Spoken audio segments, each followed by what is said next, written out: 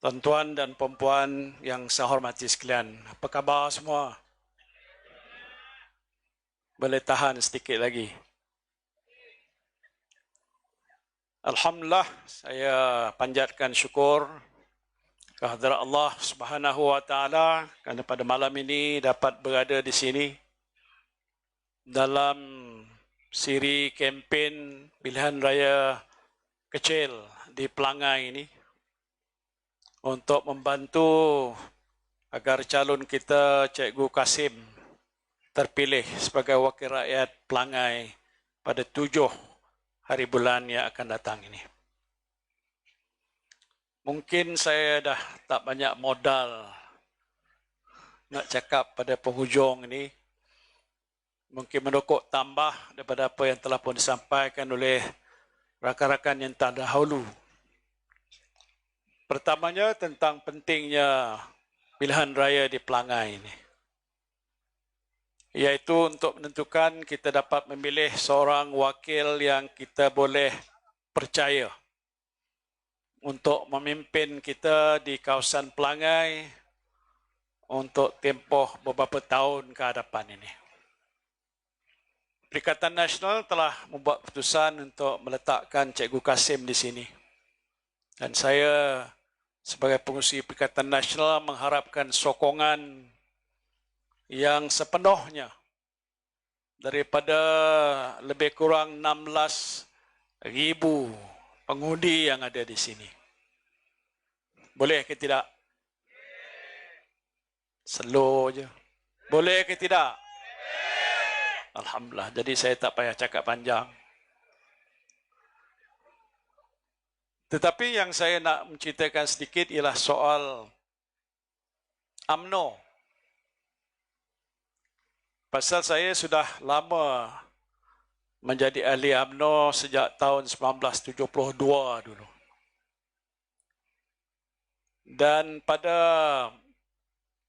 sejarah yang lama itu saya telah memegang banyak jawatan-jawatan daripada bahagian pemuda, esko pemuda, ahli majlis tertinggi, naib presiden, dan akhir sekali ialah timbalan presiden macam Datuk Tuan Ibrahim. Tapi selepas daripada peristiwa 1MDB, saya fikir orang di sini pun tahu apa cerita 1MDB. Kes masih dibicarakan di mahkamah. Orang yang agak menjadi perhatian utama tidak lain ialah Datuk Seri Najib Tun Razak. Dan kerana peristiwa saya menegur kepimpinan Perdana Menteri di waktu itu iaitu Datuk Seri Najib, maka saya disingkir daripada jawatan timbalan Perdana Menteri. Saya pun tak terfikir bahawa saya akan disingkir. Tetapi kerana isu 1MDB ini satu isu besar yang hari ini jelas terbukti apa yang saya sebutkan itu nyata betul, yang melibatkan dana kerajaan dan lain-lain lagi berpuluh-puluh bilion. Waktu itu saya menjadi timbalan Presiden UMNO dan juga timbalan Perdana Menteri. Tetapi ini kerana suatu angkara yang saya fikir adalah suatu perbuatan salah laku yang tidak betul, yang boleh membawa musibah kepada negara. Saya tidak memikir soal jawatan saya kerana menjadi kewajipan saya untuk menegur kepada kepimpinan yang ada waktu itu iaitu Perdana Menteri Datuk Seri Najib bahawa hal seperti ini tidak harus dilakukan. Oleh sebab itu saya berhadapan dengan masalah. Bila saja saya disingkirkan daripada jawatan timbalan Perdana Menteri, esoknya ada mesyuarat Majlis Tertinggi UMNO, saya tak tahu siapa di sini ada dalam Majlis Tertinggi, buat keputusan untuk memecat saya selaku timbalan Presiden UMNO. Saya nak ceritakan itu bukan apa, ialah kerana yang kita tandingi di sini, yang lawan calon kita ini ialah UMNO. Yang saya nak cerita ni bukan nak condemn UMNO. Kerana saya pernah menjadi ahli berpuluh tahun. Awal-awal lagi tidak ada cerita tentang soal apa kecuali keyakinan saya dan ramai ahli-ahli UMNO di waktu itu ialah inilah sebenarnya satu-satunya parti politik Melayu Islam yang berjuang hingga mencapai kemerdekaan, yang kita yakin dan percaya boleh membela nasib orang-orang Melayu dan Islam dalam negara kita. Itu asas perjuangan awal-awal lagi yang menjadi teras kepada kepercayaan kita untuk mendukung UMNO. Jadi sebab itu pada hari ini kita berhadapan dengan parti yang ada di sini. Yang ditentang ialah UMNO. Calon yang ada di hadapan kita di sini ialah daripada Perikatan Nasional. Perikatan Nasional ialah satu gabungan parti politik, iaitu daripada PAS, Bersatu dan Gerakan. Yang paling utama ialah PAS dan Bersatu, iaitu Parti Melayu Islam yang hari ini sudah pun diiktiraf sebagai gabungan parti politik Melayu yang terbesar di negara kita. Alhamdulillah. Yang saya nak menceritakan di sini ialah kerana apa yang diperjuangkan oleh saya waktu saya di dalam UMNO tidak lagi diperjuangkan oleh pemimpin UMNO yang ada pada hari ini. Sudah menyimpang jauh daripada matlamat asal perjuangannya. Waktu itu, sama ada di waktu pilihan raya ataupun bukan pilihan raya, kita melihat musuh utama UMNO adalah DAP. Kerana DAP tidak memperjuangkan bagaimana yang UMNO perjuangkan waktu itu tentang soal orang Melayu, soal Islam, dan banyak isu-isu pokok yang tidak selari dengan perjuangan orang Melayu didokong oleh DAP. Sebab itu tidak berhenti-henti. Kita menolak DAP. Dan kita menyeru pada rakan-rakan orang Melayu di seluruh negara jangan percaya. Kerana parti DAP tidak boleh dipercayai atas asas perjuangannya tidak selari dengan perjuangan kita. Dan harus ditolak. Jadi ini sudah berlaku untuk satu tempoh yang paling lama. PAS ada pengalaman juga dengan DAP sedikit. Saya kemudian itu atas muslihat untuk menumbangkan kerajaan kleptokrasi. Bersatu juga dalam DAP bersama dengan PKH, PH dan lain-lain lagi dipimpin oleh Tun Mahathir Mohamad. Tapi itu hanya dalam satu tempoh yang agak singkat. Kerana kita berdepan dengan satu situasi yang agak cukup tidak baik bagi negara. Soal kleptokrasi. Soal rasuah yang berleluasa, soal 1MDB dan pelbagai-bagai yang lain yang tak harus kita biarkan. Tapi itu sudah pun berlalu. Cuma pada waktu ini, kalau saya nak sebutkan, situasi UMNO sekarang tidak seperti dahulu. Jadi kalau ada dalam pilihan raya ini adalah calon yang bertanding atas nama UMNO, UMNO yang bertanding hari ini sudah bersama dengan DAP. Dan kalau saya sebutkan sejak awal dulu, DAP bukan merupakan sebuah gabungan parti politik yang mendukung perjuangan orang Melayu. Sebahagian besarnya ialah mendukung sikap chauvinisme orang Cina yang seharusnya tidak menjadi satu rakan dalam perjuangan. Tapi hari ini sudah berubah. Kalau saudara ingat dalam sejarah UMNO, sudah banyak keputusan dibuat. Tidaklah wajar supaya pemimpin UMNO pada waktu itu dan sehingga ke hari ini menerima Datuk Seri Anwar Ibrahim. Jangan terima DAP, no Anwar, no DAP berulang-ulang kali dalam Perhimpunan Agung UMNO, dalam mesyuarat Majlis Tertinggi UMNO. Tapi hal itu tidak dihormati oleh pemimpin UMNO pada hari ini, iaitu Datuk Seri Zahid Hamidi. Saya bangkitkan soal ini bukan kerana apa, bukan langsung iri hati. Untuk mengingatkan pada kawan-kawan saya yang masih tegak berdiri bersama-sama dengan UMNO, bahawa walaupun saudara berada dalam UMNO, Tetapi kerana pilihan raya di Pelangai ini, saudara sewajarnya tidak menyokong calon UMNO, tetapi menyokong calon Perikatan Nasional. Apa hukum? Harus. Apa hukum? Nanti adalah keluar dalam TikTok, besok polis panggil saya. Dia kata saya keluarkan fatwa macam di Pulai. Bukan saya keluarkan fatwa, saya bertanya saja begitu.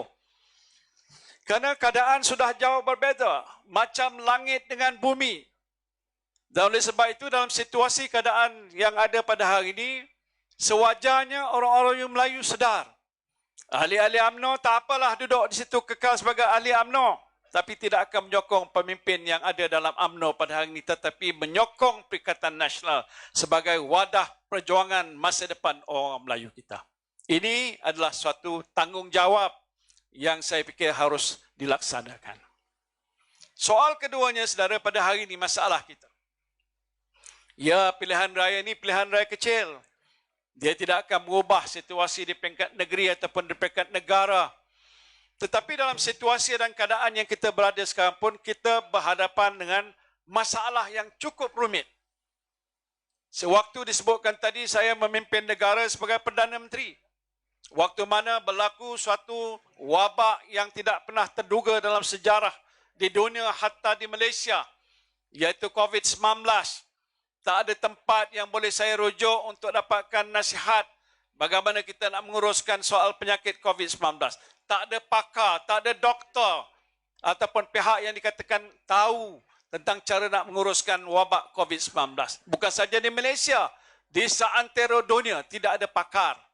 Dan belum ada lagi satu bekalan ubatan ataupun vaksin yang telah ditemui waktu itu untuk kita gunakan sebagai penawar pada penyakit seperti COVID-19. Maksud saya lah di waktu yang amat sukar, kita berhadapan dengan masalah yang besar. Dan bukan saja masalah itu menjejaskan soal kesihatan rakyat, tetapi juga menjejaskan kehidupan rakyat jelata.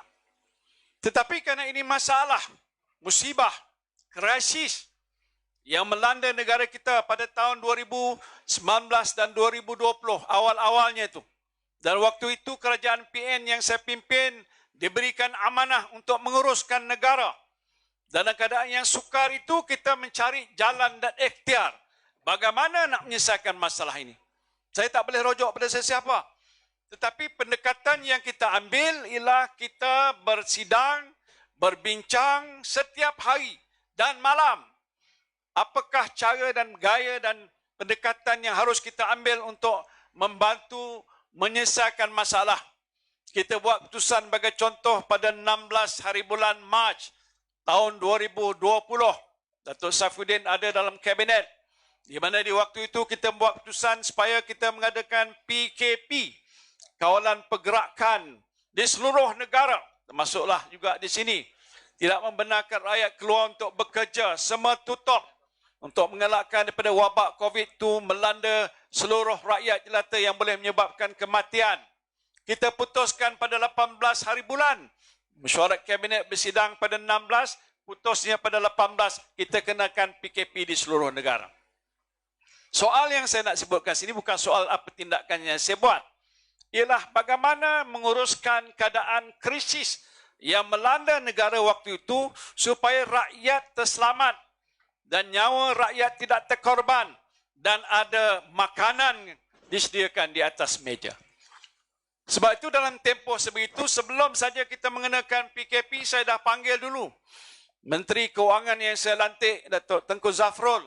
Saya panggil Menteri Keuangan dan saya beritahu kita akan mengenakan sekatan kawalan pergerakan di seluruh negara. Bermakna rakyat tak boleh keluar, mereka tak boleh bekerja. Pastinya isu yang akan berbangkit ialah siapa yang nak membekalkan bahan makanan supaya anak-anak mereka ada makanan di atas meja. Takkan kita nak biarkan rakyat mati ke buluh. Maka itu kita buat keputusan. Walaupun PKP dikenakan, kita bekalkan bahan-bahan makanan di seluruh negara. Kotak yang nilainya berbilion-bilion ringgit, kita sediakan dihantar ke setiap rumah. Supaya jangan ada satu buah rumah pun rakyat yang mati ke buluh kerana tidak makan. Itu satu langkah yang kita buat. Yang menyebabkan kita terpaksa mengeluarkan perbelanjaan yang besar. 530 bilion ringgit lebih setengah triliun yang kita peruntukkan bukan saja untuk menyelesaikan masalah COVID, memberi vaksin dan juga mengambil langkah-langkah untuk menyediakan kemudahan-kemudahan rawatan dan hospital dan doktor dan juga jururawat. Tetapi juga kita nak menentukan bagaimana dalam tempoh yang sama ekonomi negara kita tidak runtuh. Saya ingat dalam satu mesyuarat yang saya pengusikan sebagai pengusi Majlis Tindakan Ekonomi Negara. Dalam mesyuarat itu ada Governor Bank Negara. Governor Bank Negara memperingatkan pada saya. Dia kata, Perdana Menteri, kalau dalam tempoh sebulan saja lagi kita tidak buka peluang supaya ekonomi kita dapat dihidupkan semula, digerakkan semula, maka seluruh sistem ekonomi negara kita akan runtuh. Kalau saudara jadi Perdana Menteri dan Governor Bank Negara memberi amaran, jangan tutup tapi buka. Bagaimana keputusan yang saudara harus buat untuk menangani? Dalam kabinet saya ni ada dua puak. Puak bukan macam mana? Satu pihak, iaitu menteri yang menjaga soal kesihatan.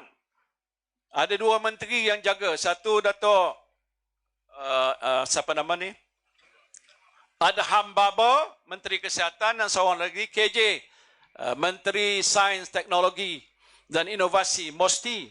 Dua menteri ini biasa dalam mesyuarat memperingatkan saya, jangan cepat buka sempadan, jangan benar orang keluar bekerja, kerana takut kalau itu berlaku maka wabak COVID ini akan menular ke seluruh negara. Di satu pihak lagi ada Menteri Ekonomi, Datuk Azmin, dan beberapa menteri-menteri yang berkaitan dengan ekonomi, Datuk Mustafa, yang mengingatkan, jangan tutup lama-lama. Kalau tutup lama-lama, banyak kilang akan rugi. Dan banyak juga pelabur akan tinggalkan negara kita, pergi ke negara lain. Kerana sistem bekalan mereka sudah terputus. Jadi kita duduk tengah-tengah. Macam mana keputusan nak dibuat supaya yang ini tidak teruk terkesan, yang ini juga jangan teruk terkesan. Saya nak memberikan gambaran bahawa dalam keadaan yang agak sukar, kita terpaksa buat keputusan.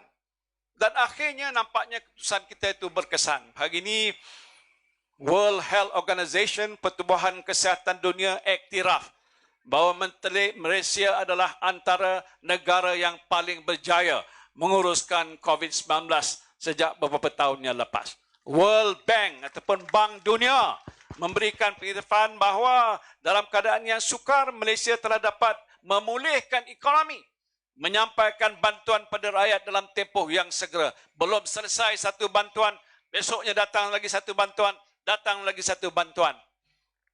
Dan antara bantuan yang juga kita berikan ialah kepada mereka-mereka di rancangan tanah Felda. Ini ada satu cerita yang lain berkenaan dengan soal Felda. Tadi pun saya di Kemahal beritahu tentang soal Felda kerana ada orang nak tahu apa cerita Felda. Saya sebenarnya di rancangan di kawasan saya ada 4 rancangan Felda. Saya tahu masalah Felda. Tetapi yang berbangkit pada waktu saya memimpin negara antara lainlah sebelum itu pembentangan satu kertas putih tentang masalah Felda. Iaitu satu kajian yang dibuat secara teliti dan panjang lebar. Bagaimana nak menyelesaikan masalah peneroka, bagaimana nak menyelesaikan hutang peneroka, bagaimana nak memulihkan sali Felda, bagaimana nak menguruskan dan juga menyediakan tambahan peruntukan, infrastruktur, generasi kedua, ketiga dan sebagainya. Ini telah pun dibuat waktu kajian-kajian di zaman saya dan juga zaman sebelum itu. Dan apa yang penting ialah keputusan yang telah pun dibuat oleh pihak Kerajaan Perikatan Nasional dahulu. Di bawah pimpinan saya, kita memutuskan kerana peneroka Felda untuk sekian lama berhutang. Jumlah hutang waktu itu ialah sebanyak lebih 12 bilion ringgit yang sudah lama tidak berbayar dan dikira sebagai hutang lapuk. Jadi dalam syarat kabinet kita, kita bentangkan antara perakuan itu supaya hutang lapuk itu dihapuskan. Bukan kesemuanya, 80% daripada hutang lapuk peneroka Felda yang bernilai 8.2 bilion ringgit dihapuskan. Tepuklah tangan. Pasal dah dapat tak payah tepuklah kot. Itu keputusan kita. Dan kita buat itu kerana atas kesedaran bahawa hutang yang sudah sekian lama tak berbayar itu macam mana pun tidak akan berbayar.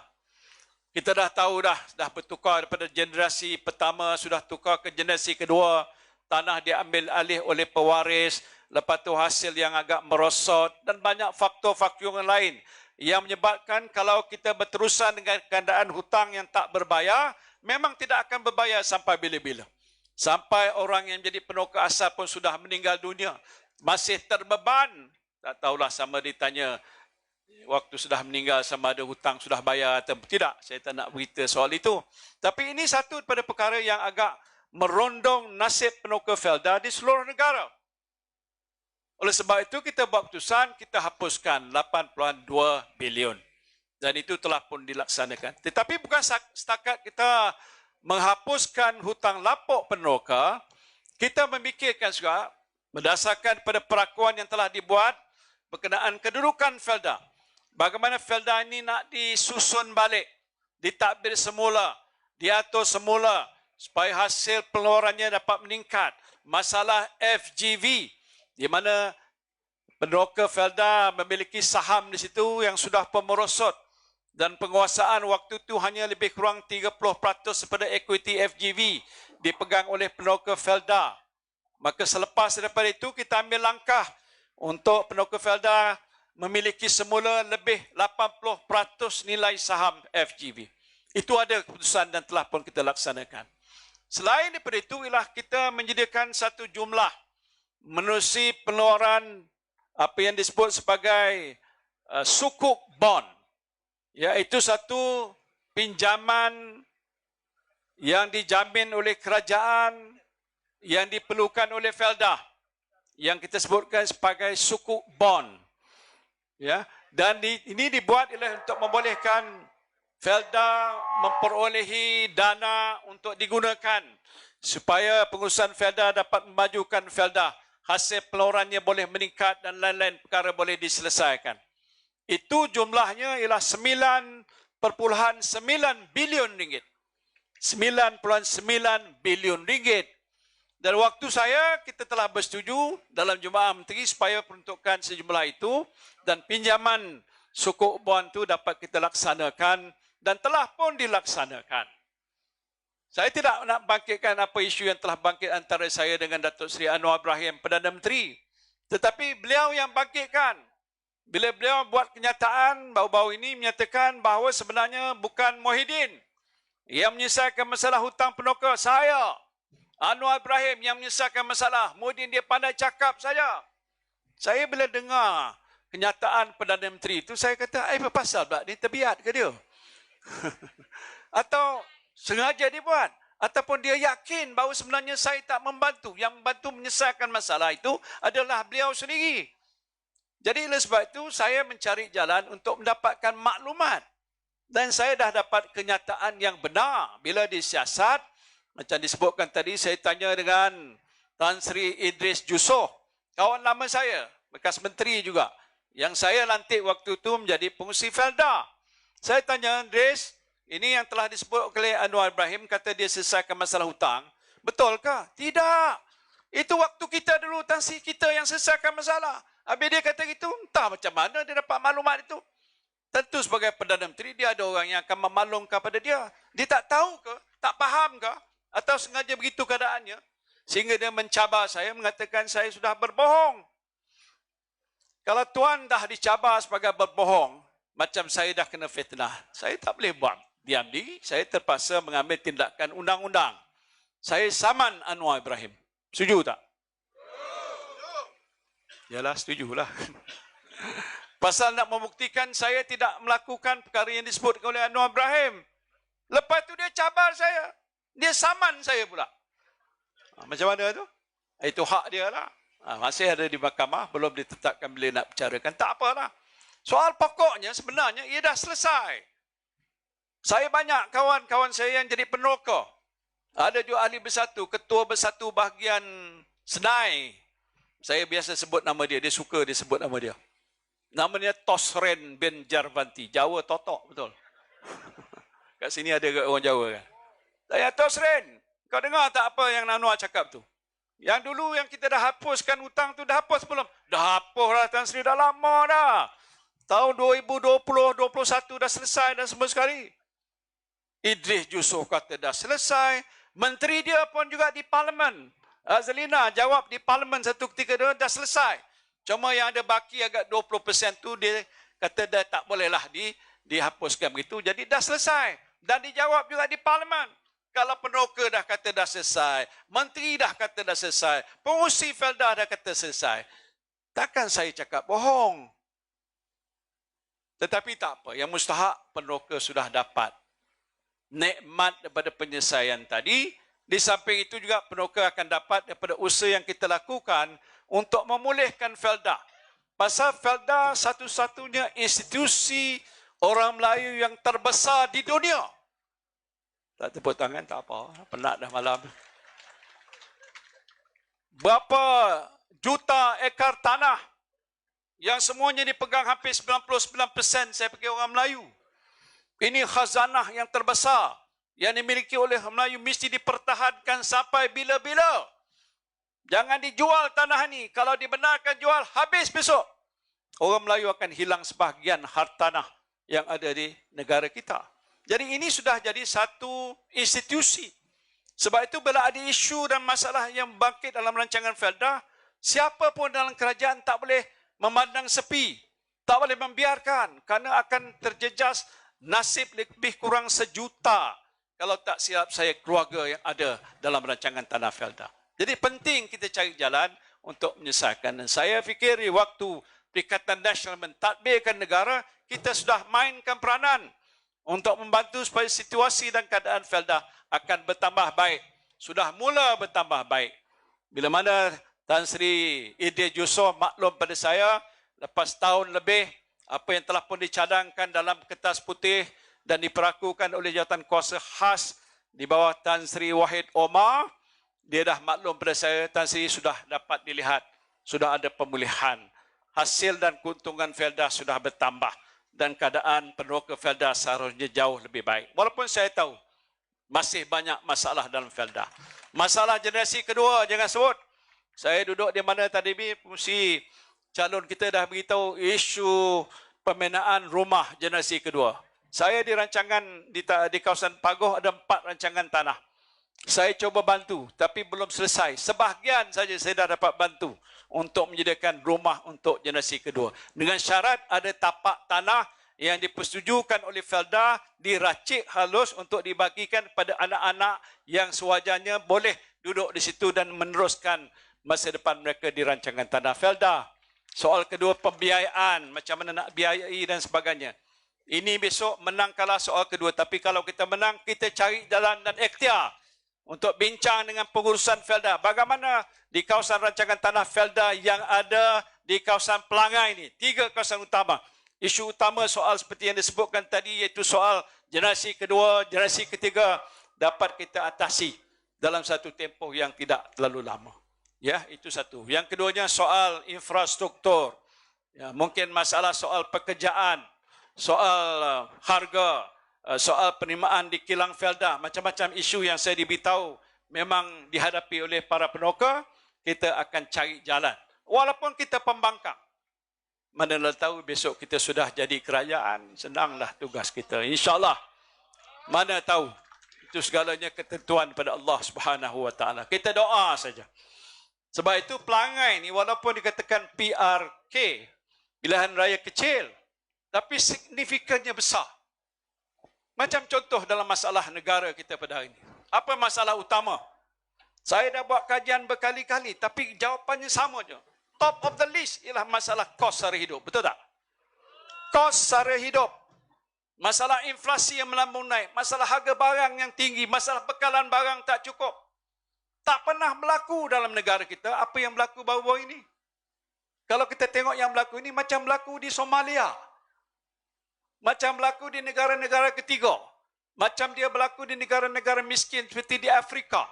Itu biasa kita tengok. Dan kita tak heran memang negara itu negara miskin. Malaysia bukan negara miskin. Lagipun kita pengeluar beras. Ada dasar pengeluaran beras negara. 70% pengeluaran dalam negara. 30% diimport daripada luar negara. Jadi kalau ikut itu, pernah tak dengar dalam sejarah Malaysia yang tuan-tuan dah ada ni? Sebahagian sini ada 30 tahun, 40 tahun, 50 tahun, 60 tahun, 70 tahun. Saya 76. Mungkin paling tua di sini saya lah, tapi nampak macam muda lagi. Pernah tak kita dengar orang beratur berkejang-kejang? Kita tengok dalam video dah tular, hampir banyak video dah tular. Orang mesti queue nak ambil bekalan beras. Bekalan siapa? Bekalan Fama. Saya cakap juga tadi di Kemahal. Mana ada kerja Fama bekal beras? Tuan-tuan ada dengar tak? Kalau dia bekalkan sayur, beli sayur, pasarkan sayur, kelapa, ada tak pernah masuk dalam senarai itu beras. Beras ialah makanan ruji. Memang kita makan beras siang malam, pagi petang, siang malam. Dan selama ini tidak jadi masalah. Di mana saja pergi kedai, ada kedai yang jual beras. Kerana sistem pengagihan dan juga rantaian bekalan itu sudah established lama. Bukan setahun dah, rasa saya dah 30, 40, 50 tahun dulu. Sebelum bernas dan selepas bernas. Saya sebut tadi Datuk Sri Syahidan ni antara pakar bernas. Kalau nanti ada masa dia boleh ucapkan dia nanti.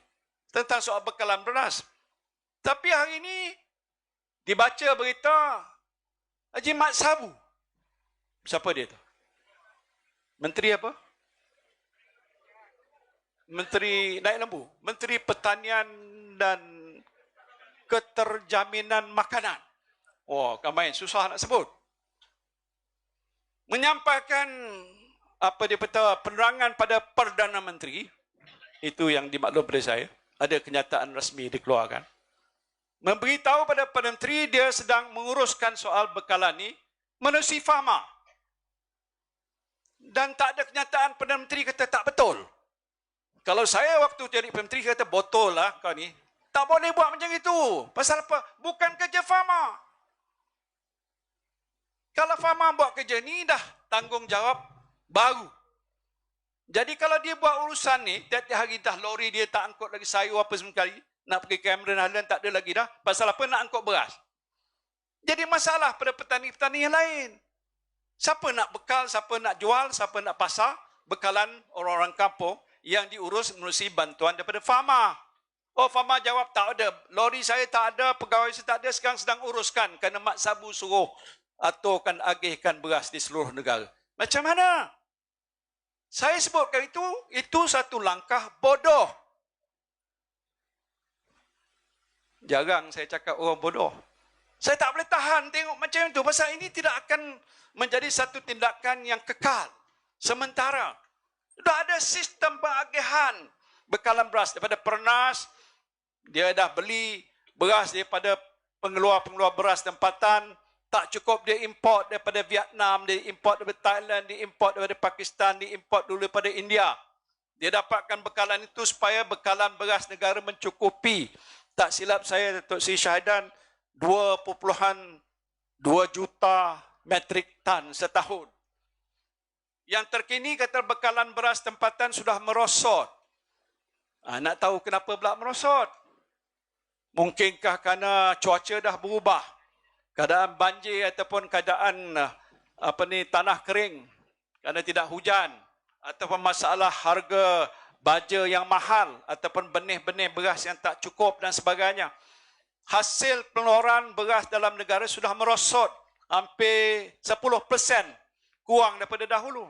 Jadi persoalan yang ini patut Mat Sabu tengok. Pasal dia Menteri Pertanian. Pergilah turun kat Kedah tu, tanya orang Kedah jumpa Menteri Besar, ni macam mana nak buat? Kawasan tanah untuk tanaman padi sudah ada. Dah diusahakan berpuluh-puluh tahun. Kenapa hasil merosot? Ambil tindakan. Kerana soal tanaman beras ni bukan nak tunggu sampai 10 tahun tanam musang king. Untuk beras ni mungkin dalam masa tempoh berapa bulan tanaman beras. Daripada benih sampai ke jadi hasil, mungkin 5-6 bulan saja. 3 bulan saja. Dapat 1 hektar 5-6 tan. Dan kalau itu dapat usahakan, mungkin akan meningkat dalam satu musim kehadapan. Tak payah nak tunggu sampai 2-3 tahun. Kenapa tak dibuat begitu? Tak ada juga kenyataan dijelaskan bahawa ini langkah akan diambil. Orang mencari beras tempatan. Mana dia beras tempatan? Yang ada beras import. Harga sudahlah melambung naik. Kita dulu ada sistem kawalan harga sedikit sebanyak untuk menentukan paras harga yang dijual pada pengguna, terutama orang-orang yang pendapatan rendah itu tidaklah terlalu tinggi, mampu beli. Kalau sekarang yang jual harga beras sampai dekat RM53 satu kampit, beras super import, mungkin orang di Felda pun tak beli tapi terpaksa beli, itu sudah melampau dengan harga yang terlalu tinggi sekali. Jadi ini isu saja. Saya tak nak sebut apakah jawapan pada permasalahan, tapi menunjukkan tentang keupayaan kerajaan menyelesaikan masalah negara. Sebelum ini isu telur pun Mak Sabu juga. Sekarang ni saya nak tanya, siapa Menteri Perdagangan Dalam Negeri Hal Ehwal Pengguna? Yang baru meninggal itu Datuk Seri Salihuddin Nasution. Ayub. Salihuddin Ayub. Meninggal dah. Sampai sekarang saya pergi tak diisi. Rasa saya lah, Datuk Tuan Ibrahim. Jawatan menteri itu tak diisi. Ini krisis. Takkan PM nak memangku jawatan tu? Lantik kalau banyak lagi ahli-ahli parlimen yang dipikir layak sesuai. Kosong jawatan tu tak diisi. Pilihan raya dah selesai dah. Dipulai. Dia juga di Sepang Jeram. Dah ada wakil rakyat. Tak tahu wakil rakyat itu nak lantik. Tapi tak diisi. Ini bukan pandangan saya biasa saja, tapi kalau jawatan yang ada penting, di mana keadaan negara berhadapan dengan suatu krisis, menteri yang bertanggungjawab tidak ada di situ untuk menyelesaikan masalah, takkan serah pada menteri lain memangku jawatan. Boleh, tapi bebannya agak besar. Sebab itu patut tak boleh suruh Fama, dia suruh Fama buat kerja, pasal Fama dia buat agensi Kementerian Pertanian, sedangkan tugas itu bukan di bawah Kementerian Pertanian. Jadi saudara, ini kecelaruan masalah yang sedang negara hadapi. Ini satu bahagian kecil daripada banyak masalah yang lain. Last sekali sebelum sampai tempoh jam 12. Cerita sedikit pasal Perdana Menteri melawat ke Amerika Syarikat. Pergi United Nations. Tak apalah dia menyampaikan ucapan. Kalau nak kirakan yang ramai kat sana dengar, saya fikir yang ada dekat majlis ini lebih ramai lagi. Tahniah lah. Terima kasih tuan-tuan. Pasal saya datang ke sini agaknya. Tapi yang agak luar biasanya, dia diberikan peluang diwawancara oleh wartawan antarabangsa, wanita. Dia ada dua, satu Christian Amanpour, itu satu. Yang ini bukan, ini lain. Soal yang diberikan agak taklah susah sangat. Dia kata, selamat datang Perdana Menteri. Baru-baru ini di Parlimen telah pun membahaskan rancangan separuh penggal rancangan Malaysia yang ke-12. Ini soalan dalam bahasa Inggeris. Boleh tak Yang Amat Berhormat terangkan sedikit, bagaimanakah rancangan Malaysia yang ke-12 dapat mencapai matlamat ekonomi madani yang diperjuangkan oleh kerajaan Yang Amat Berhormat? Mudah tak soalan tu? Mungkin orang Felda kata susah sikit. It's not difficult. Sebagai Perdana Menteri, patut dia boleh jawab tu dengan orang kata ada fingertip aja. Tapi tuan-tuan tahu tak? Dah keluar pun video. Mula-mula saya semak betul ke tidak, kok takut diedit. Rupanya tak diedit. Dia petik 4 minit lebih kurang jawapan Anwar Ibrahim tentang soal satu ini saja. Dia menilau seluruh dunia, tuan-tuan. Dia cerita yang tak ada berkaitan dengan soalan tadi.